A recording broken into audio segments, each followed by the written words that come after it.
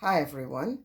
Today we're going to be going over our lesson on Cubism that we started, and I want to talk a little bit about that whole Cubist period.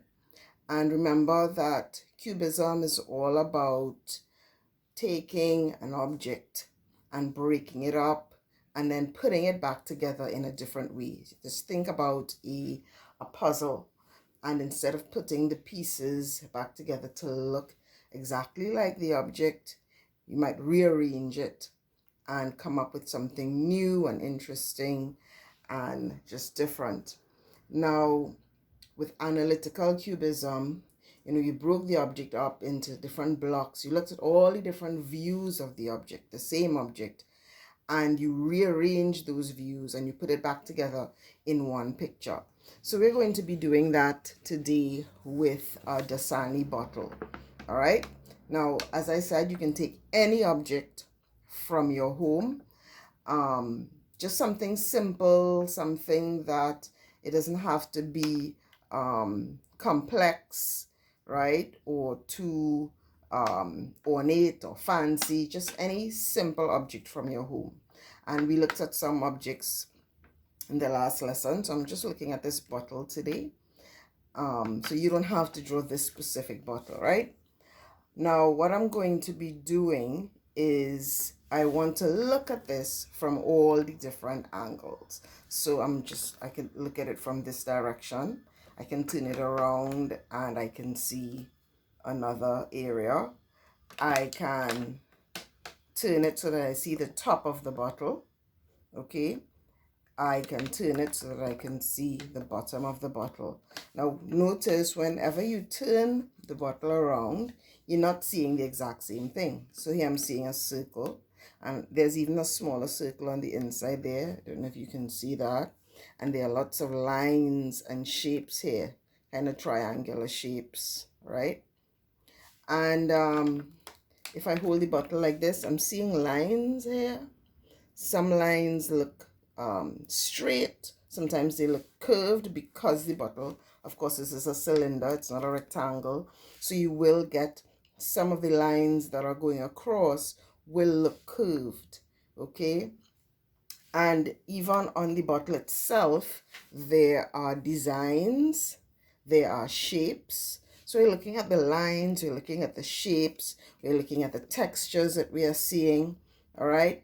And we want to try to communicate that, try to replicate that on paper. But we don't want to make it look exactly like the bottle is.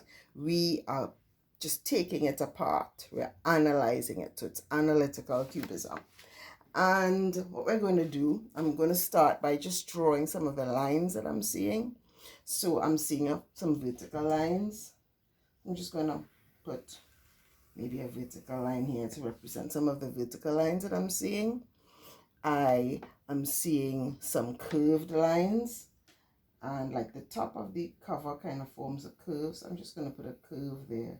It represents a curved line that I'm seeing. Of course, the top of the bottle is not a big curve, but with cubism, you can change the size of the lines and shapes that you are seeing. You can exaggerate them, you can make them smaller. All right, so I'm also seeing the side of the bottle, this edge is kind of forming a diagonal line. So I'm just going to put in maybe a diagonal. Maybe I can even make it like a pointy line, right? Kind of like a bit of a zigzag, a triangular shape, all right? So I put in some lines that I'm seeing. Now I'm going to be looking at some shapes. Now, of course, I can outline the shape of the bottle. So I'm going to start at the top. I'm looking at the bottle and I'm just looking at the lines that I'm seeing. Just like if I'm tracing the bottle with my fingers, except that I'm doing it with a pencil and on the paper.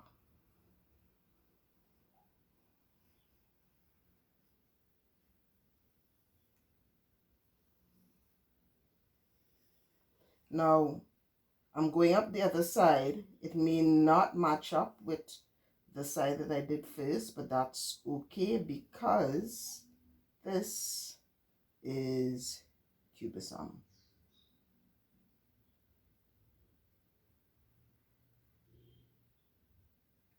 Right, so I have a shape that kind of looks like a bottle, all right? And what I did was I drew one side, went across the bottom and came up the other side of the bottle. And if you notice, I did it in one line. I didn't raise the pencil up off the page. I just did one continuous line to give me that shape. It's okay if you want to stop and start, that's fine. But I want to get kind of like the outline that I'm seeing there. And then, of course, we have other outlines. I want to get what I'm seeing here. When I hold the bottle like this, I'm seeing a circle, and I'm just going to put that in this area. This circle represents the cover. And I'm also seeing a larger circle that represents this part of the bottle. So I'm going to put that around the first circle.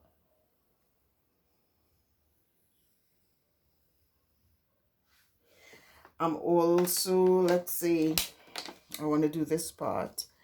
And this is also a circle. And I'm going to make this circle a little bigger. And I'm putting it about here. So this circle represents the bottom of the bottle. And there's a smaller circle inside. I'm going to put that here. And even a smaller circle. And then, of course, you have these triangular, it almost looks like the pegs of an orange. So I'm just going to put that in here. That's the kind of shape I'm seeing. It's triangular. And you don't have to try to make it look perfect. It does not have to look exactly the way I'm doing this. You can make it the way you want it. And I'm not even putting the exact number that I'm seeing. I'm just kind of going with the general idea of this shape. And I'm also seeing there are shapes within the bottle itself, like this shape here.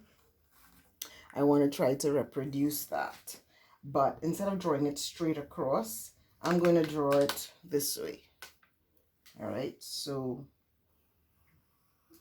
almost like a balloon. And then it comes in. It's a narrow space. And then it goes back out. Now, if you're looking at the elements and principles of art, you know, we want to create some repetition. Because repetition kind of, you know, it creates that harmony in a piece. So we see we have some circles here. We have some circles there. All right.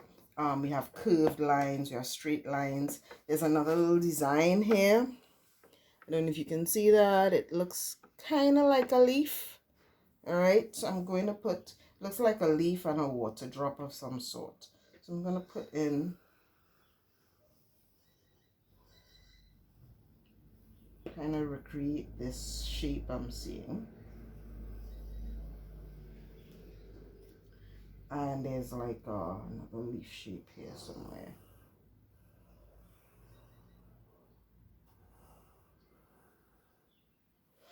Right. And let me just put in some of the wavy lines that I'm seeing that is in the bottle. And it also kind of reminds me of water.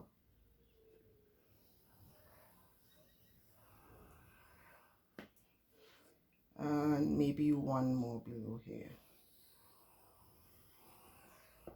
All right. If you want to, you can even add words, letters. There are lots of shapes and lines that we could create. But I think this is kind of enough. I don't want to clutter it up too much because we're going to have to go in and color or paint these spaces. Right? So this is part one. We have our drawing. that is based on our Dasani bottle. And as I said, you can use any bottle, you could use any object, and you want to look at the different views, try to draw what you are seeing, and use exaggeration. Just use your imagination, play with the shapes, play with the lines, and create something interesting. Okay, so next we're going to talk about how we're going to paint this. All right,